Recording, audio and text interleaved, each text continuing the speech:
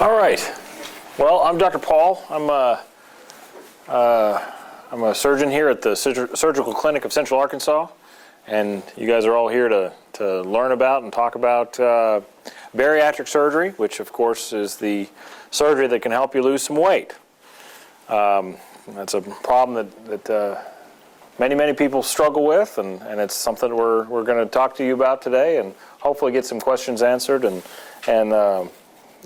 get some things figured out for everybody. Okay? A little bit about me. I'm board certified in general surgery. I'm a member of the American Society for Metabolic and Bariatric Surgery. I've been out of training since 2010. I did my minimally invasive and bariatric surgery fellowship at Emory University in Atlanta, and I'm married to a wonderful woman who's a pediatrician, and we have 3 tiny children that takes a lot of time. So what is obesity? Obesity is the disease of excess fat storage with a number of associated diseases known as comorbidities. And these comorbidities are things like diabetes, high blood pressure, reflux, joint pain, sleep apnea. All of those things can go along with being obese. It is also multifactorial, meaning that many things can cause obesity. It is a lifelong disease for most people. It is a progressive disease. It is potentially life-threatening, and it is very expensive. So how do we define this? We define morbid obesity by the BMI, which is the body mass index, which is kind of a generalized height and weight measurement. It's not the best thing in the world. It's not the most accurate, but it's basically what we use for our guidelines and what Medicare and Medicaid use as their guidelines. And so basically when Medicare and Medicaid do something, that insurance companies follow suit. And so in order for people to qualify for bariatric surgery, their BMI has to be in a certain range. Now, severe morbid obesity is defined as greater than 200% of your ideal body weight, or greater than 100 pounds overweight, or a BMI of greater than 40, or a BMI of 35 or greater with one of those other comorbid conditions such as high blood pressure, diabetes, reflux, things that we mentioned earlier. So, here we go. Here's just how we separate the BMI. An acceptable range, 18.5 to 24.9. Very, very few people fall in that range. I fall in the overweight category at 25 to 29. My BMI is about 26, 27. That's why BMI is not the greatest of things. I mean, it doesn't account for people that have a high muscle mass.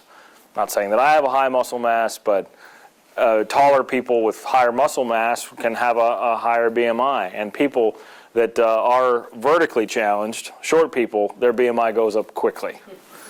So the obese range is 30 to 35. Severe obesity is 35 to 40.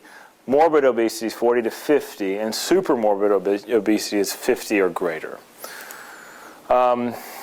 So what are some of the things that influence and cause obesity? Genetic factors are certainly part of it. Behavioral factors and environmental factors. Now, the reason this is a circle is that all of these things kind of just go together. Now, you certainly can be prone to being heavy if your parents are heavy, if your entire family's heavy, but a large reason that your family is heavy is behavioral reasons and environmental reasons. I mean, you eat what your family eats, and you've learned to eat what they eat, and you do the things that your family does. And so it can be genetic in terms of there are chromosomes that can be expressed in different people's background that can make them more prone to gain weight, but typically we follow our family's suit, and we do what our family does, and we eat the way our family does, and we gain weight. So what are some of the things that can be caused by being overweight?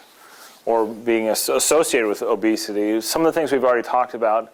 Now, this one at the top here, if we can see that, is type 2 diabetes. And that's the thing that I hate more than anything else in the world. That's why I do this, because I hate diabetes. Hypertension is another thing that I'm not a big fan of. Hypertension and diabetes together are about the main cause of renal disease in the United States. And before I became a doctor, I worked in a dialysis clinic, and I worked for some kidney doctors, and I never want that ever, and that scared me to death. So that's why I hate both of those things. Hyperlipidaemia, respiratory disease, sleep apnea, depression, menstrual irregularity, that's due to the different hormones that, because of the amount of estrogen-like substance that excess fat will excrete. You can have amenorrhea or dysmenorrhea, so you have a lot of problems with your menstrual cycles. Urinary stress incontinence, basically because your pelvic floor cannot handle the stress of being overweight. Asthma and pulmonary disorders, a lot of times just because if you have excess weight, it's basically you're breathing against that weight the entire time you're breathing. Certain cancers can be associated with obesity. Reflux disease, again, that's the pressure inside your abdomen can push up against your diaphragm, give you a hiatal hernia, get you having reflux. Joint disease, you're putting stress on your knees, your back, your hips, everything. Heart disease, that just kind of goes along with it. Gallstones, fatty liver disease, coronary artery disease, stroke, which are usually associated with these top two things, hypertension, diabetes, and infertility. Again, the estrogen and the way that the fat will affect the female organs. So, thankfully, but also unfortunately, you are not alone. These are a little bit older numbers here from 2007, 2006, but 65% of us in this country are overweight or obese. The numbers about our children are that much more scary, with 32% of our kids being overweight, which is even higher now. 5% of our adults are morbidly obese. That number is higher now. It's closer to 10% now. Cost for obesity in 2003, 10 years ago, was $75 billion. So obviously that number has gone up dramatically. And 325,000 obesity-related deaths occur annually. So that would be like taking the Superdome in New Orleans and filling it up 3 times and killing all of those people. At least, maybe 4 times, actually. I think it holds about 80,000 people. So that's a lot of people.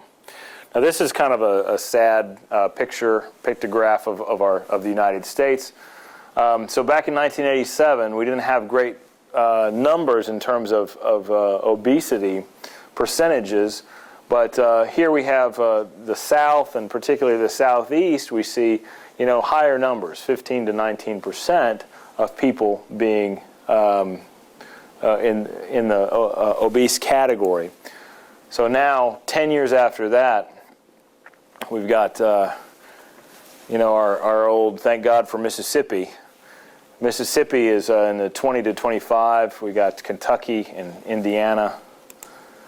Now we're getting into the 20 to 25 to 30%. Mississippi, Alabama, Tennessee. And then, the more recent numbers, just the entire southeastern part of the United States is just in the red. About 30% of us are morbidly obese or overweight. About the only 2 states that don't have that high of percentage are about Washington, Oregon, and Colorado, and Utah. They do pretty well. It's all that mountain air.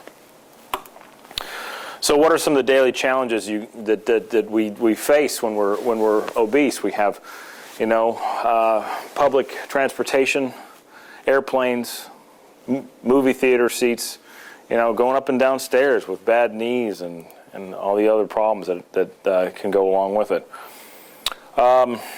So some practical aspects of this. What does this do to your life expectancy? Well, it shortens it. Your relative risk of all-cause mortality basically just means you're this much more likely to die if you're overweight. If your BMI is 30 to 35%, if it's greater than 35%, you are 2 times more likely to die than anyone else. So in younger and middle-aged women and men, increased BMI may increase the risk of dying prematurely. Teens entering adulthood with a BMI of greater than 40 die 8 to 13 years earlier than the general population. So another practical aspect, what is this costing you? So diets, Atkins zone, Nutrisystem, all these other things, they're not cheap. And you have to be on them forever, essentially, if you want to continue to lose weight, if you lose weight and can keep it off. Day-to-day living, clothing, food, all that for diets. How do we compare obese people and morbidly obese people to the general population in terms of physician visits, pharmacy, all these other things?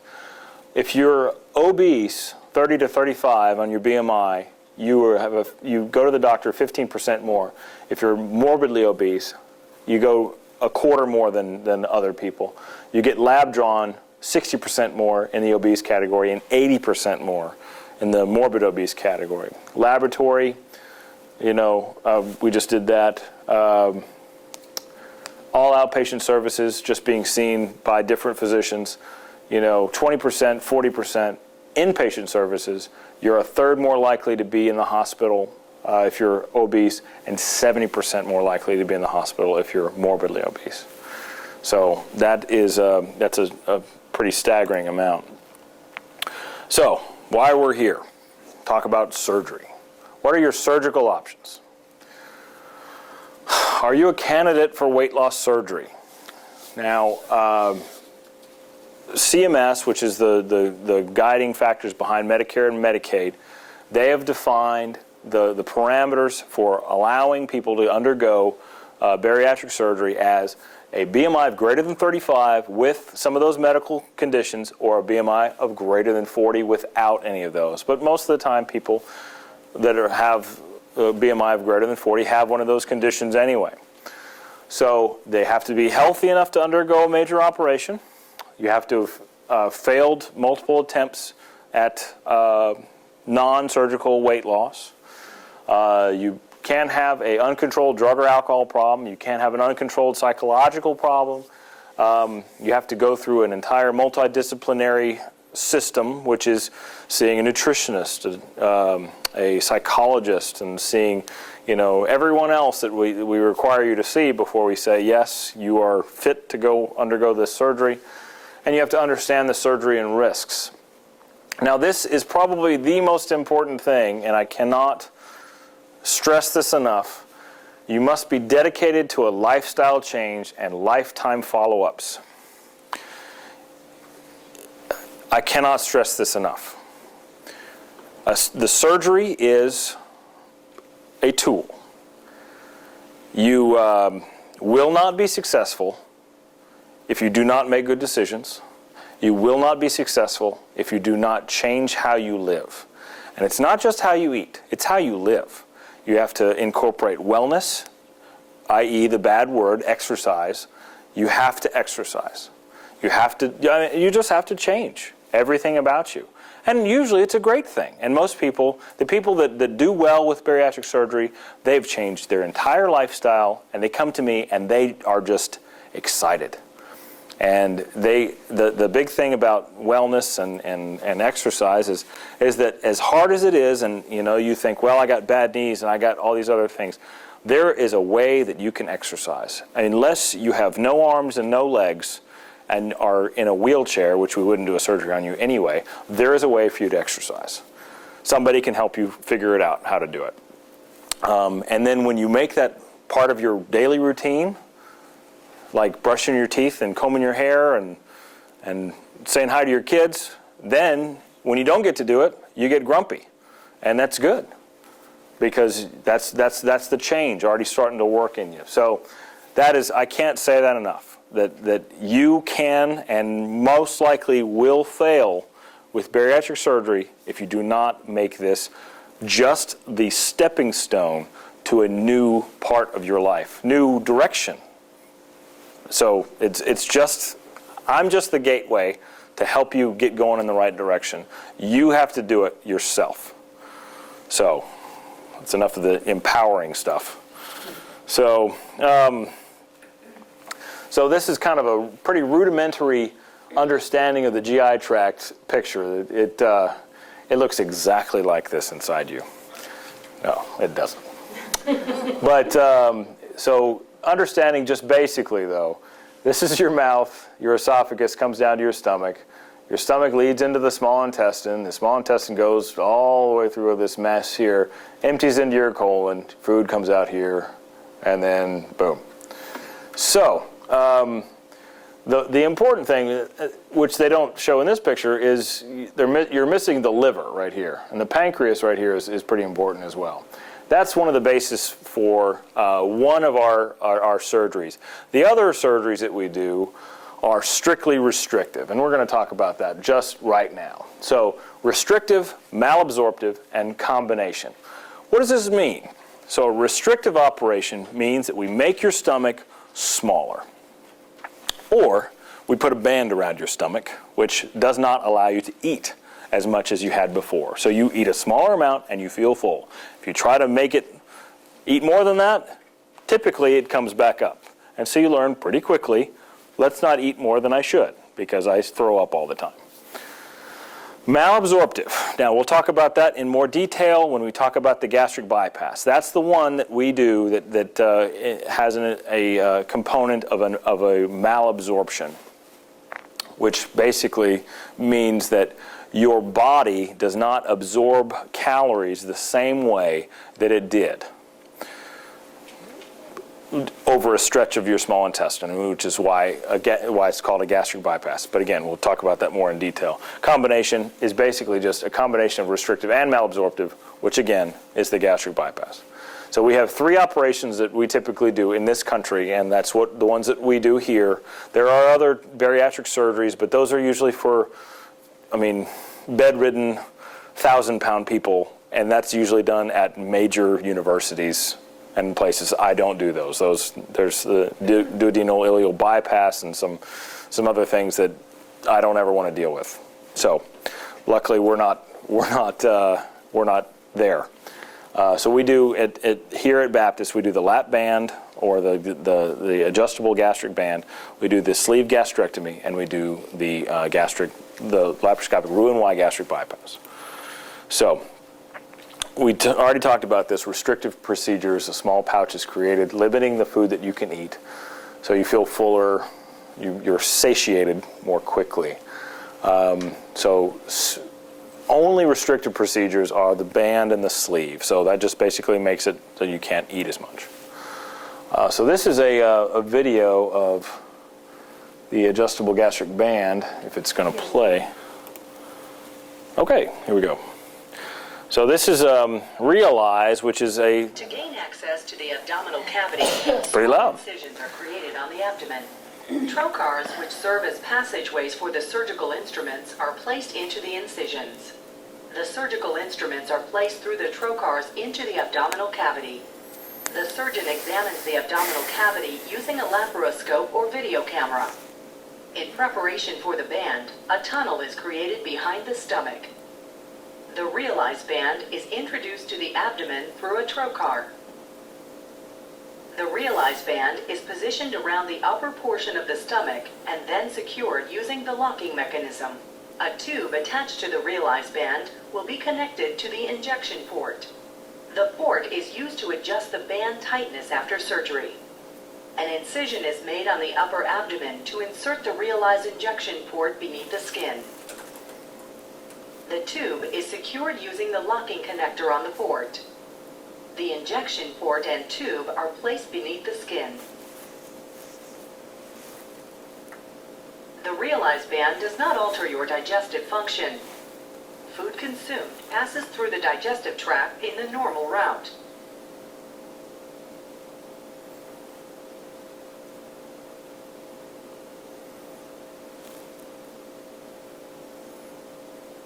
Your surgeon may tighten the Realize band by injecting saline into the injection port. As the saline is introduced to the Realize injection port, it travels through the tube to the band. The addition of saline to the band creates a smaller upper stomach pouch. This smaller stomach pouch restricts the amount of food you can eat before feeling full.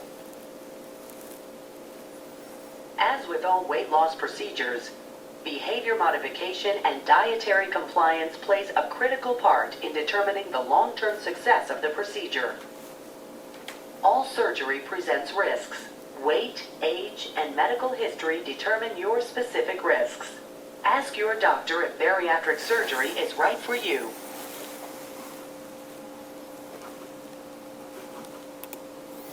Okay, so that's a nice little video that shows that. Realize is it's a brand name. It's a type of band. The lap band is also a brand name. The Realize is from a company called Ethicon, which is a branch of Johnson & Johnson. And then the lap band, which basically everybody calls a lap band, they were the first ones on the market, and that's from a company called Allergan. Now, the band is, I'll just be honest with you, it's my least favorite of these three things. It's a foreign body that you're putting around the stomach. It doesn't work as well as the other operations. And that's not to say that it can't work. It can work very, very well. I have an excellent example in my life. My sister-in-law has had a lap band placed, and she's lost 160 pounds, and she has done great, and she looks wonderful, and her life is completely different, and it's exciting to talk to her and see what's new in her life because, again, her life is completely different. But she is by far the exception. Most people that get a lap band or an adjustable gastric band lose about 50 pounds. And for people that need to lose 150 pounds, that doesn't help that much. Let's do questions at the end. So it is like this says, it's an implanted medical device. It says the lowest rate of complications. There's more and more evidence out there that that's probably not the case. Lap bands can slip. They can erode into the stomach. And I have taken out almost as many lap bands as I've put in. So, if that tells you anything. Again, for the right person, though, it can work very, very well. But I'm very reluctant to put one in unless I think that you're the right type of patient for it. So this is kind of the different companies that make it, like we talked about already. The risks and complications of gastric banding. We talked a little bit about that already too. Is the migration of the implant, which can be band erosion. As it's tight around your stomach for a long, long time, it can sometimes erode through the wall of the stomach. I've seen that happen 2 or 3 times. Port displacement. That's pretty rare, but that can happen as well. Band slipping along the stomach. That can happen. You typically will actually sew the stomach to itself around the band to kind of hold it in place, but that doesn't mean that is the end of it. Port site infection, band leak, those are pretty rare. If you have a port site infection, basically that means that you have a band erosion until proven otherwise. Because what will happen is it erodes into the stomach, and that little tube that connects to the little port on the outside of your abdominal wall, bacteria will travel up that little thing, and then you get this infection right at your port, and then you find out later that, when you put a camera in, that, oh, there's the band coming into the stomach, and you can see it through the wall of the stomach. Reflux, if the band is a little bit too tight, you just get progressive, awful reflux. So if you already have reflux pretty badly, the band is not a great idea. Inflammation of the esophagus or stomach. I mean, these surgeries are basically around the esophagus and stomach, so that's pretty normal to think about. Recovery takes time and patience. Diet is very strict, certainly. Lifestyle changes are necessary to ensure success. We're going to kind of keep hitting you guys with that. the band, in terms of getting adjustments for it, it takes a lot. It takes a lot of time to get people into that exact right space where they're still losing weight, but they're still feeling full. And, you know, it requires a lot of follow-up. And you have to come in, and you have to be willing for me or somebody else to stick a needle into your port every month, or, you know, every other month for a while until you get to where you are. And so it's, I don't know. Again, it's good for some people, but not good for most. With any of these operations, we need to be looking at not just thinking, well, I'm going to reach my goal in 6 months. No, you need to look at 18 months, 2 years down the road is where you're going to really feel like you've really evened out. And you'll see any of these operations, again, you can defeat by making bad decisions. You can eat through any of these. You can drink through any of these. I mean, there's a lot of sweet tea will go through a gastric band or through a sleeve gastrectomy. So people make some bad decisions. So this is kind of the newer operation out there, the vertical sleeve gastrectomy. This is an exciting operation. It's getting more and more long-term data that shows that it's really good, and it's doing a lot of good for a lot of people. The sleeve gastrectomy is a restrictive procedure, which limits the amount of food you can eat by reducing the size of your stomach. To gain access to the abdominal cavity, small incisions are created on the abdomen. Trocars, which serve as passageways for the surgical instruments, are placed into the incisions. Surgical instruments are passed through the trocars to access the abdominal cavity. The surgeon examines the abdomen using a laparoscope or video camera. The average human stomach can expand to hold around 1 to 1.5 liters of food. While in the stomach, food is combined with digestive enzymes to help break down the food into a more simple form, so that it can be more easily digested and absorbed once in the small bowel. During a sleeve gastrectomy, a thin vertical sleeve is created by using a stapling device. This sleeve will typically hold between 50 to 150 milliliters, or is about the size of a banana. The excised portion of the stomach is removed. The newly created gastric sleeve is able to hold approximately 1/10 of what the stomach was able to hold before. This smaller stomach sleeve restricts the amount of food you can eat before feeling full. The bile and pancreatic fluids from the liver and pancreas mix with the food and allow it to be completely digested and absorbed in the bowel. There is no rerouting of the small bowel or post-operative adjustments necessary for the sleeve gastrectomy. As with all weight loss procedures, the sleeve gastrectomy is a restrictive procedure, which limits. Okay, so that is kind of the next big thing, the sleeve gastrectomy. The problem with the sleeve gastrectomy now, in terms of people getting it, is that not every insurance company will pay for it. More and more are paying for it all the time, but right now Medicare and Medicaid do not pay for it. There is some talk about that happening sometime this year. We hope, we'll see. But as of right now, it's more of a selective insurance type thing, and it's a really, really good option for most people, actually. This says mean excess weight loss at 1 year is 59%. That's pretty good. That number is actually a little low. It's probably like 65% after 1 year. It's relatively easy to perform. Usually takes about an hour. The risks of this operation are I mean, there's risks, but it's lower than say the gastric bypass, but they're similar. Risks are, an abdominal hernia. Okay, well you've made an incision on the belly. There's always a chance of getting a hernia. Chest pain, collapsed lung. I've never seen that with a sleeve gastrectomy. Gallstones, that can happen with any of these bariatric surgeries, because if you lose weight too quickly, you can develop gallstones and have to need a second surgery to get your gallbladder out. I think the main things that that I'm worried about when I do this operation. There's early complications and there's late complications. The early complication would be like what's a leak or a dehiscence of the staple line. Dehiscence means something is just separated out.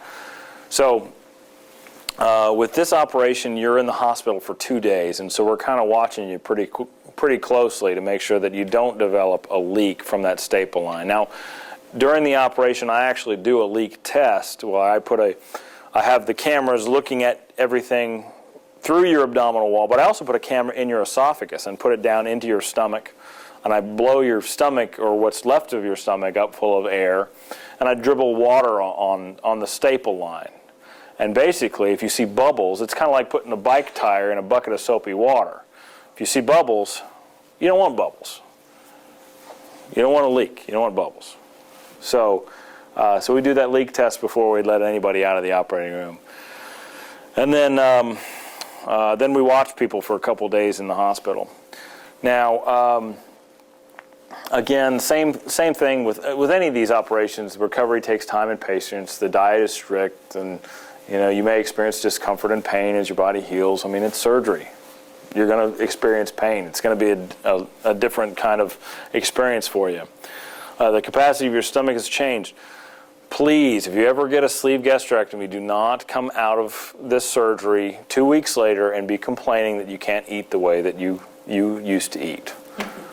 My most recent patient with a sleeve gastrectomy did this. So I'm going to say about that. So a malabsorptive procedure. We're going to talk about the gastric bypass now. So this is probably the hardest one to understand because this one involves the most physiology, GI physiology. And that's one of the reasons that it works so well. So it's called a malabsorptive procedure because some of the calories and the nutrients that you eat don't get absorbed. And when we talked about very few surgeons actually do strictly malabsorptive procedures without the restrictive component. So let's see, I think there might be a cool little video with this one too, I don't really remember. The surgeon creates a small pouch limiting the amount of food the patient can eat. So in the gastric bypass, you make the stomach into about the size of an egg. It's really pretty small.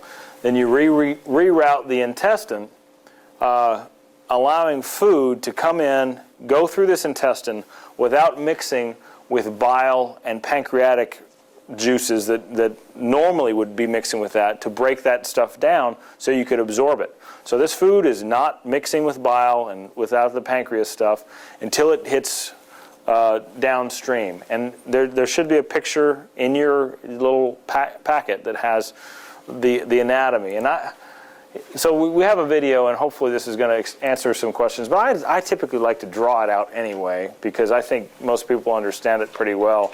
To gain access by to drawing the abdominal cavity, small incisions are created on the abdomen. Trocars, which serve as passageways for the surgical instruments, are placed into the incisions. The surgeon examines the abdominal cavity using a laparoscope or video camera. A small stomach pouch is created using a stapling device. This smaller stomach pouch restricts the amount of food that can be eaten before feeling full. The small intestine is separated into two sections. The lower portion of the small intestine is attached to the newly created stomach pouch. This allows food to pass directly into the small intestine, where digestion continues. Bypassing a portion of the small intestine decreases the absorption of calories and nutrients. The upper portion of the small intestine is reconnected to the lower portion of the intestine. The bile and pancreatic fluids from the liver and pancreas allow food to be completely digested. As with all weight loss procedures, behavior modification and dietary compliance plays a critical part in determining the long-term success of the procedure. All surgery presents risks. Weight, age, and medical history determine your specific risks. Ask your doctor if bariatric surgery is right for you. Okay, so does that make sense? Does that make sense? Okay.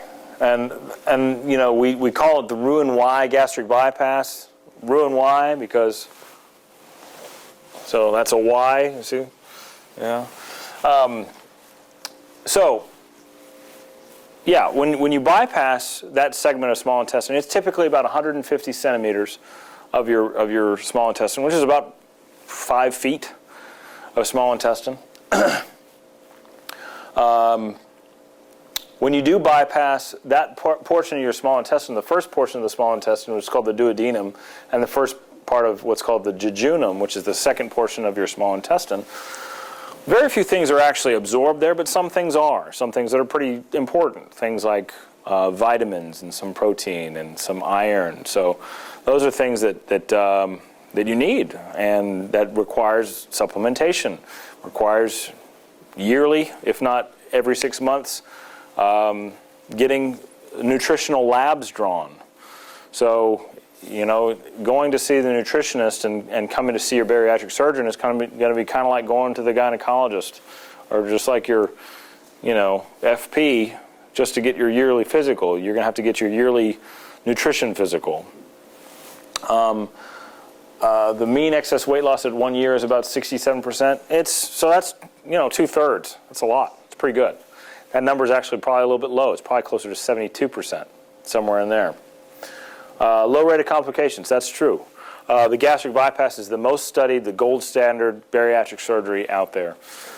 We've been doing it for at least 20 years in this form, the laparoscopic type surgery. Again, though, it is not without complication.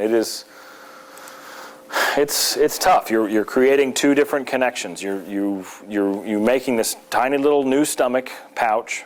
You're making a connection between the small intestine to that stomach pouch, and then you're creating a connection downstream, the small intestine to the small intestine. So those are a bunch of different staple lines that can cause problems.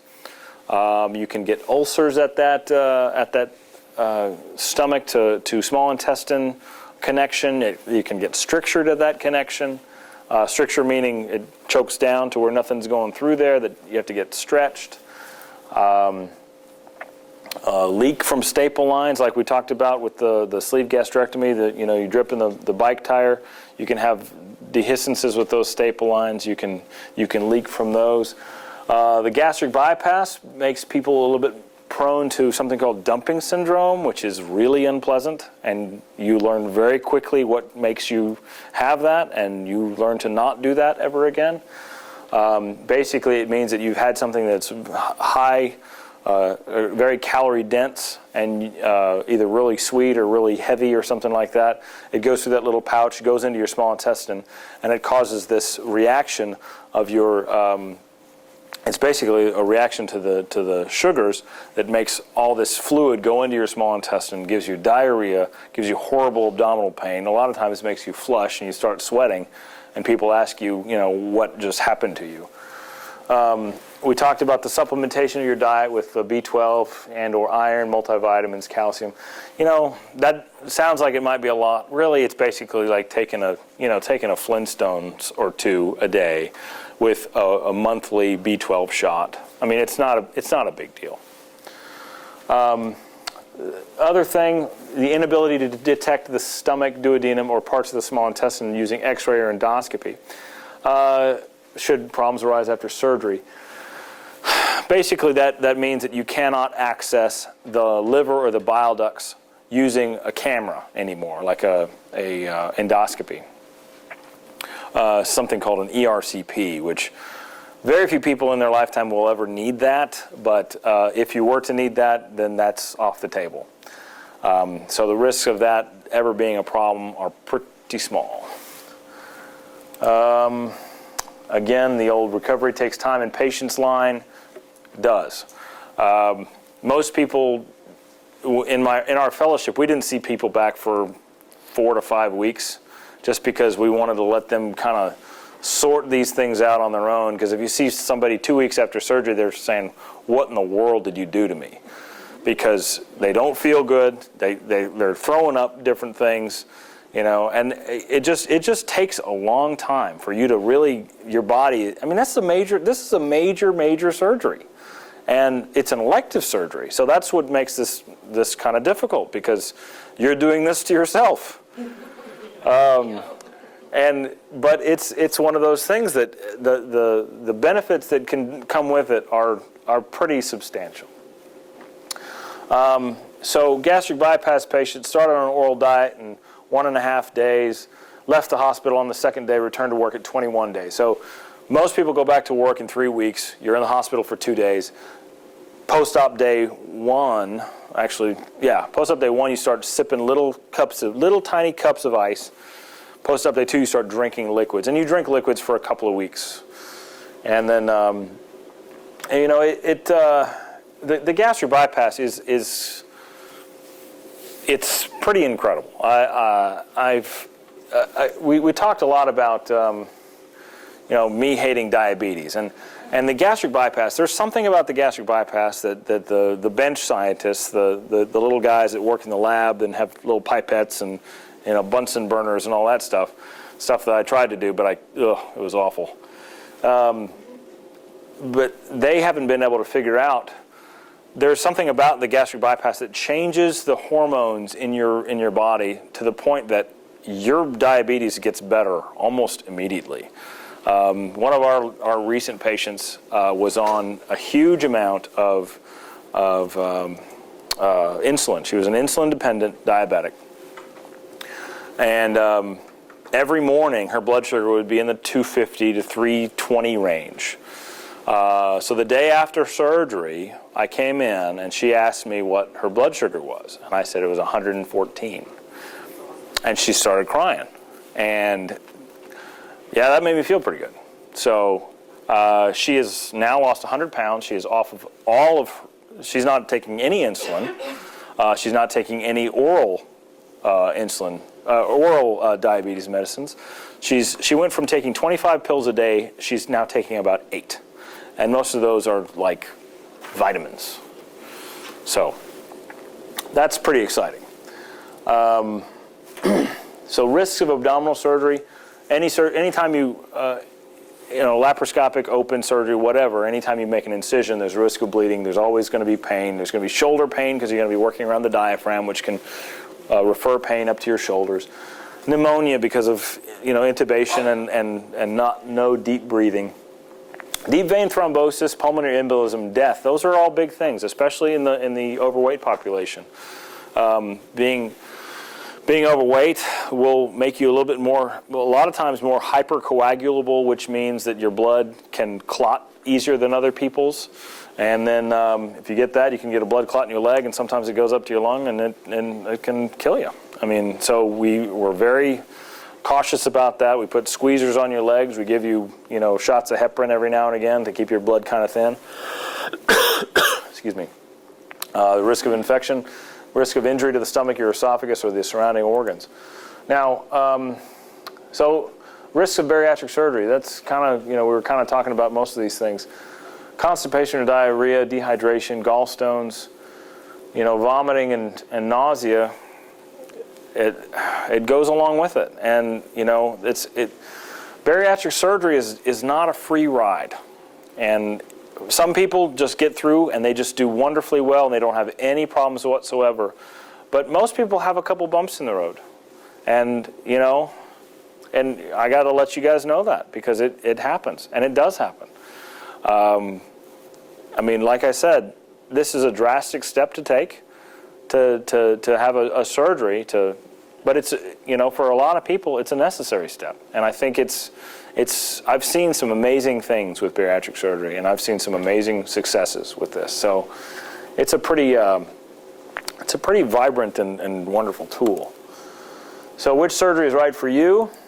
Well, that's going to be pretty much between you and me and talking with your friends and family. Some people have come to me and said, well, my family will only support me if I get a lap band, and they have to lose 200 pounds.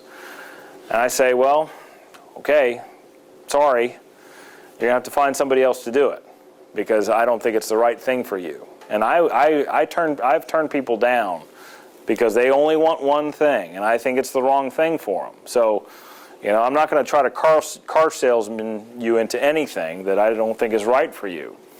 And, as of right now, I'm still an employee, so I don't get paid for doing surgery on you at all, so it doesn't matter. I want to do surgery, and I want to help you out, and I want to do everything I can, but if it's not going to be the right thing for you, I'm not going to do it. And if somebody comes to me and they say, yeah, I want a lap band, and I don't think it's the right thing, I always tell those people, yeah, well, maybe if you find somebody else, but be wary of people that only do lap bands. Because, you guys have heard the term, if your only tool's a hammer, the whole world's a nail. Yeah, so if you have bariatric surgery, you need it to be done by somebody that's a bariatric surgeon that does all different types of bariatric surgery. Hopefully one that's done a fellowship in bariatric surgery from an accredited place. If not, it should be Dr. Gibbs, who's really, really, really good. Dr. Fuller is also very, very, very good. So, anyway, that's all I'm going to say about that.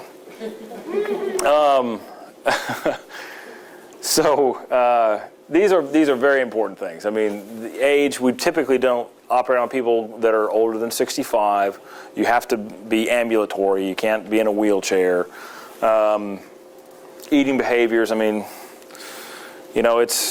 there are some people that we can just tell are not going to do well. And that's why I really sit down with people for a while in my clinic, and I talk to them, and I try to get a feel for who they are, and then we have to talk to, we send them to the psychologist as well. But if I get a sense that somebody's kind of Looney Tunes, and then we push back and say, I don't know. So setting your expectations. You really do need to think about this as the part of this next decade of your life. The first 2 years are pretty much just the start of everything.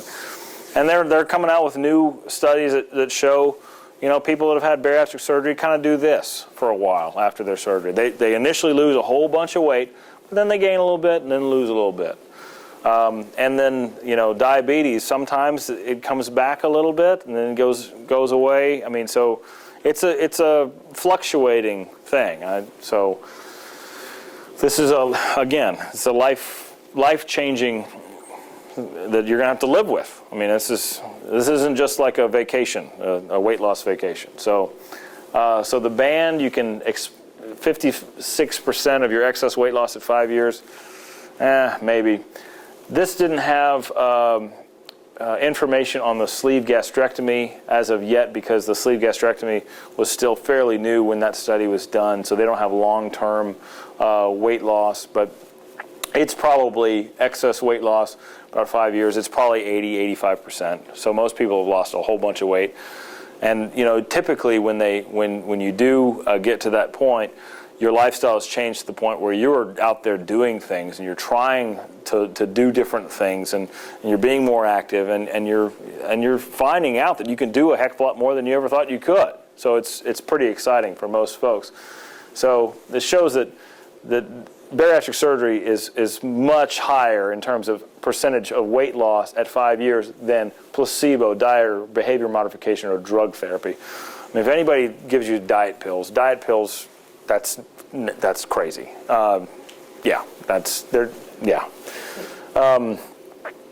Anyway, a big study came out recently that showed, going back to diabetes, that bariatric surgery is more effective in treating diabetes than any other modality of treatment for that. So that was pretty exciting for us in the bariatric world. So, what happened there? So diabetes, 86% resolved or improved with after bariatric surgery. 77% just resolved. So almost 80% don't have diabetes anymore. Hypertension, 80% resolved or improved. 62% resolved. Sleep apnea pretty much goes away. High cholesterol gets much better.